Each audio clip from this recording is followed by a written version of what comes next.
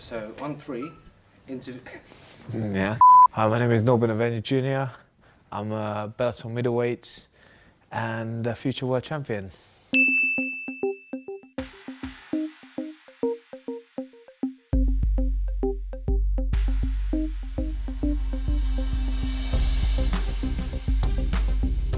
Originally, I'm from Budapest, Hungary. I lived there until I was 14. That's when I made my move to the UK, and now I'm a UK guy, I would say. I'm from the UK.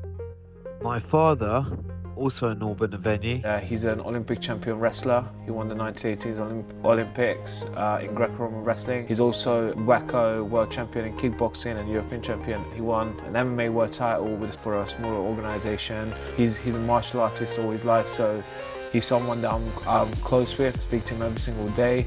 Well, as close as you can get with someone that you don't really see. Obviously, he's in an absolutely different country. He was my coach up until I was 14. But he's definitely a role model to me and someone that I really, really look up to. So when I moved to the UK, I was on the lookout for the best gyms. Shootfighters was probably the furthest from me. It used to take me 2 hours to get here and then 2 hours to get back home when I was 14. So I used to do that all the time. And I just stepped into London Shoot, and there was just something about the whole gym. And I was so determined. This is what I wanted to, this is the life I wanted to live. So I just knew what I needed to do and where I had to be.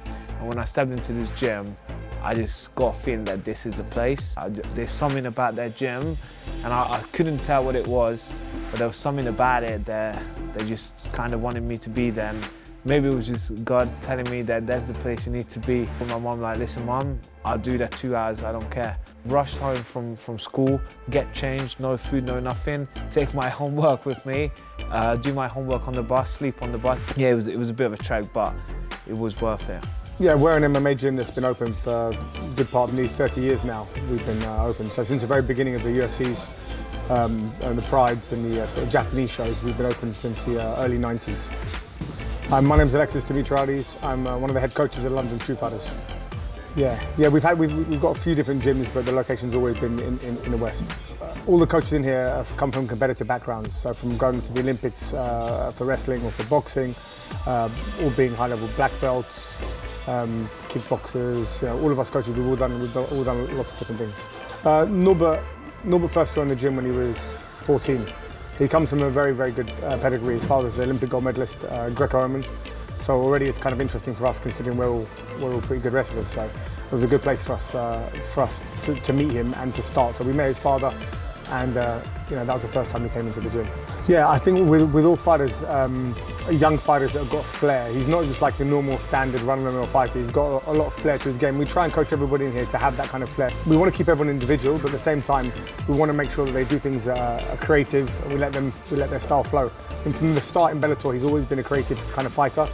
Even though he comes from a wrestling background, we tried to make sure his striking is on a real good level, because he's always got his wrestling that he can rely on if he needs to. Talk to me about your coach, Alexis. Yeah, Alexis is a mastermind. He's a genius. He's crazy. He's someone that taught me a lot about the world. He's someone who makes me a better man, whether it's inside the cage and outside the cage. And he's someone I can listen to every single day. He taught me so much, as I said, inside and outside the cage. So when it comes to fighting, he's a genius. And definitely both him and Paul are like my other coach. They're both father figures for me, because when I didn't have a father figure in my life, as in my dad was in Hungary and I didn't see him for years, only on like FaceTime and stuff like that, it was them who guided me. I'm still an idiot, but they beat most of the idiot out of me. Hi, I'm Paul Ivens. I'm one of the head coaches at London Shootfighters and one of the founders. So first time I met Norbert, he was probably around 14 years old, and he came in with his mum, and she wanted to bring him to the gym, make sure he settled in, and I had a chat with her. Straight away I could see he was training really hard. He was very quiet at first, big difference from how he is now, where he's the sort of loudest clown in the room a lot of the time. But yeah, he was just a kid, but he was, diligent, training in all the sessions, working hard, and we could see he was doing well. Everything is real here, do you get what I mean? And I think that's why we're so close as well with my teammates. Yeah. Okay, yeah, go on, go on. Perfect segue to your teammates. So on three, introduce yourself and Cool. It's the one and only MVP, Michael Venom Page, and I'm a veteran in the game, MMA for over 10 years now, kickboxing for 20 plus years, boxing, bare knuckle fighting, do it all. When I was training, I think I was still relatively new to the gym myself, like coming to the London Shootfighters. I was there for, I want to say about 2 years. Then, you know, this young kid came in. At the time, MMA wasn't big in the UK, not as big as it is now. So a lot of people would test the waters and disappear and test the waters and disappear and, you know, find it was too hard for them. But he was just one person that, you know, he was in the deep end very quickly, and it happens a lot for people in the shoot fighters. And, you know, he was back the next day and then the next day and the next day. I'd say he's probably one of the most well-rounded in our gym right now, in terms of how, you know, if you had to mark anybody, I'd say he's a 8 across the board on a lot of stuff, which is exceptional to have in your gym somebody like that, because it helps you progress in every area. Fucking. I'm Michael Shipman. I've been training at London Shootfighters for 12 or 13 years now, and I fight at middleweight. Now, first time I met Norbert, he was, I think he was 14 years old, and he came to the gym, a little skinny fat kid, wanted to learn how to fight, and yeah, he just kept sticking around when all the others kind of dropped off by the wayside. Norbert kept on coming, and now he is who you see today, for better or worse. He's like the little brother you never wanted. Come on. So I'm Darren Stewart. My nickname's The Dentist. I fight at London Shootfighters. I've been here properly, I'll say, for about a year. He's very good at fighting, very good at wrestling. He's improved my wrestling game a lot. I don't care what age he is. He's good at what he does. And other attributes he brings to the gym, believe it or not, he's a comedian.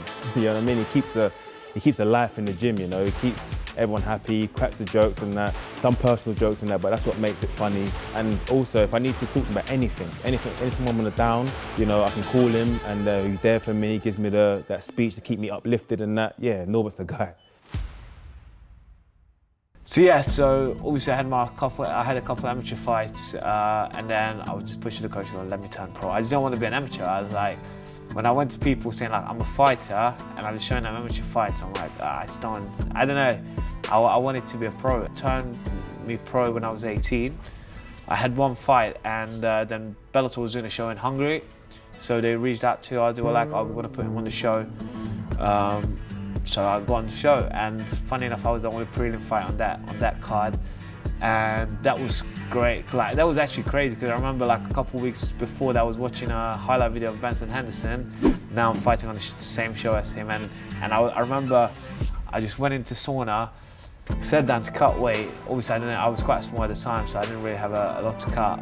And I sit in there, and I'm seeing Hoyce Gracie next to me, and then Benson Henderson is cutting weight, and then Roger Huet says that this is pretty crazy. Obviously I put in a performance, you know, and it was actually, I really enjoyed it in Hungary as well, because everyone was like screaming my name and all that, you know. And then Bellator signed me, and then after my Bellator debut, I had to sit out for a year. So I was just still here every single day, but I was doing like little work on the side. When I got a big fight from Bellator that was in the States, that was my first fight in the States and my first fight on my contract. That was Will Levine, I think. Yeah, Will Levine, I think that was his name. The fight, oh my God. So just before, I did my last spar 10 days out. Straight after the spar, I remember going home, I was like, oh, I'm a bit cold, I don't know what it is. I got like the worst flu I've ever had. I caught COVID, I caught this and that. Nothing came close to that. Maybe because I was cutting weights as well. But oh my, I could not leave the bed. Could not see, I could not hear, I couldn't move.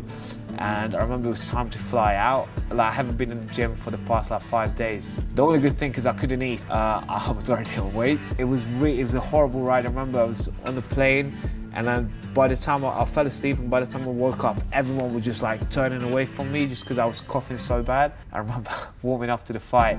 After that 30 seconds, I couldn't breathe. I was like this. I was like, I like this. I don't know how I'm going to do this fight, but I'm going to do it. I really need the money. I don't want to work. I just want to do fighting full time, so I need to do it. After the first round, I was so gassed. I was like, I just couldn't finish the guy because I was so tired from the illness. And I hit him with one spinning elbow in the second, I think. But I'll go with monster. And I was like, he just took it, and I was like, oh my God, that was it. I got no energy left. I ended up finishing the fight, luckily. And I remember I was, even after that, for 3 more weeks, I was so sick. I actually came back lighter than I was at the weigh-ins. After that, I had a little time out, then I had the Will Fleury fight. The Will Fleury fight was amazing. That was probably one of the best experiences in my life. I was really nervous for that fight. The camp just was not going well. As in, like, I lost every single round. There was amateurs, like random people on the street just taking me down. Just because, I don't know if it was mental or whatever it was, oh man, if my teammate's gonna see this, but I was like crying myself to sleep every night. I'm gonna get so much heat for this, I can tell already. Like finally I'm about to fight someone who's a bit more legit, and I just can't do it. Do you get what I mean? Like, what's going on? Dublin, yeah. Page was fighting on it, Gallagher was fighting on it, Benson Henderson was fighting on it, McGregor was there. It was a big card. When I was walking out, it was like 10,000 people, 30,000 people. Everyone just booed me because obviously Will was Irish. Yeah, I remember I walked down, I was like, this is amazing. Everyone's booing me. I was like, I was out there. I was thinking like, by the end of this fight, you guys are gonna be offering me drinks, 100%. And I just put on a great performance. You know, I was dancing in the cage. I'm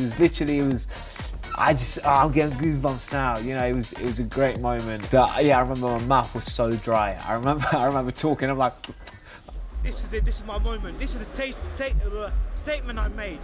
I'm 20 next week, and I'm always talking about my because I'm young.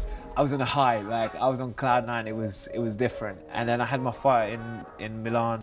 But that fight I wasn't happy with. I don't think I rehydrated well. I remember I had a bit of a headache going into the fight. I was just being silly. I just didn't use my footwork well. I just got caught with a silly shot. They just sent me on my knees. But luckily I managed to finish the fight. But I was just not happy with it because it just didn't show who I am as a striker. Yeah, after that, obviously, I was like, okay, I want to get back into it. And then my US visa expired, but because of COVID, Bellator wasn't coming to the UK. So finally, Bellator comes to Europe. I'm about to fight Charlie Ward. It's a big fight. It's a fight that I've been liking for a long time. And then I done my ACL. I remember hearing the crack. When you hear a crack, that's not a good sound, you know. And I just heard that, and I was like, fuck. I knew something bad happened. I put myself in that situation because I remember I did so many rounds that I felt so good, and I'm sparring big guys and I'm feeling good. I'm moving good. I went to my coach like, let me do one more. That one more. Not even the pain. It was more the fact that I just knew I just did something really bad. My best friend is Jan Thomas's dad. Mr. Reed Thomas is one of the best knee surgeons in the country, or well, leg surgeons in the country. He looked at it, he was like, sorry mate, your ACL is done. And that was literally just after McGregor done his leg as well with the kick. And I remember him saying like, you probably would be back to training quicker with that than with an ACL tear. That was pretty depressing. With the injury and COVID and a lack of fight, it really sort of hit him hard because he was constantly, you know, he's, as much as he can be quite, you know, clownish, messing around, he's super serious about what he does. Really, you know, diligent, intense, and really serious about being the best fighter he can be. To have that kind of taken away from him for a long period of time was very difficult for him. But at the same time, he kept at it. He kept training during every moment he could during lockdown, and he was really diligent in terms of his rehab. A lot of people sometimes they get a bit lazy, but they don't realise how much work goes into recovering from an injury. And he's done fantastic, and that's why he's in such great shape now. I got back in 4 months, 4.5 months instead of 9 months. And that's not because of me, that's because of Alexis. Because Alexis pushed me. If it was to me, I would have been crying at home. You know, I would have felt sorry for myself. And Alexis was like, what are you doing? Let's go back to work. I remember when I started working, he'd literally like watching me like this. Yeah, so as you can see me being a bit tired, he just called the spar, he called the sessions. And I remember like 3 months or 4 months I was back to doing ground and pound sparring. 4.5 months I done my first boxing spar, and that was because of him. Also, I had a good surgeon. I had good physios. I did all the work as well, but I truly believe it's mainly because of Alexis. Like, without him, I wouldn't have been back so quick. I want to fight at the end of the year, end of 2022, because I was ready, and they said just wait a little bit longer and we put you on the February card in Dublin. I was like, all right, cool. So I ended up fighting Andy Zolo, who had like 30-something fights, whatever. But I just knew like my style fits his style so well. Like I should be able to deal with it quite well. And I managed to get that fight, and it was just such a big relief. Like I'm finally back, and I can't even like. I remember because I wasn't fighting an Irish guy. I'm not Irish, so the crowd, the Irish guys support their own. So I could tell like the crowd when I walked in, they were just leaving a little bit maybe to get a drink, go to the bathroom. And I was still taking it. There's still a couple thousand people there, but I remember by the end of the fight, it was already packed again. Just because like every shot I'd done, like literally in 2 minutes, like people were getting up. I remember there was one seat that I was watching. Well, I saw early on, and I could see the guy just starting to walk out, and then I just looked back out at one point in the fight, and then he just stopped halfway through walking out because he liked the fight. And then by then again, it was all packed out, and yeah, it was great. Yeah, I really wanted to get back like as soon as possible. This year I'm trying to get like 3 fights in. But yeah, my next opponent, Kamil Onischuk, I think that's how you say his name. You can break him up into striking, investing, just nothing crazy, but he's just very tall. The only thing he's got really is that punches chance, that punches luck. But when you're that tall and you got those limbs, that chance, that the percentage of that probability of that goes up. He's someone who's quite dangerous. He had quite a few head kick KOs. I have to take him really seriously. But as I said, I just don't think technically he's better than me. 5 years time, where do we see Norbert? 5 years time, where do we see me? 5 years, I'm gonna have a fat house. In a fat house of nice guys at the world title, 100% sure. That's and just keep doing what I do and enjoying every single moment of life. Last question, I've been asking your colleagues the same thing. I even asked your coach. Yeah. Norbert Novenyi Jr. Yeah. Describe him in one word. Special. In all. Oh my God. Magic. He's right sitting right there. I can't do it. One word to describe Norbert. Uncomfortable. Can. Sorry, Norbert, mate. One word, black. I feel like he's one of us, you know? When I mean one of us, I mean like the colour. He's one of us, yeah. He's also known as Nigerian Norb. No, Nigerian Norb, yeah, Nigerian Norb. One word to describe Norby, idiot. But I'm his big brother, so I get away with saying that. Serious clown. One word. Yeah, no. Norbert's on his way to greatness. He's on his way to greatness. He's not there yet, none of us are, but he's on his way and he's doing a great job.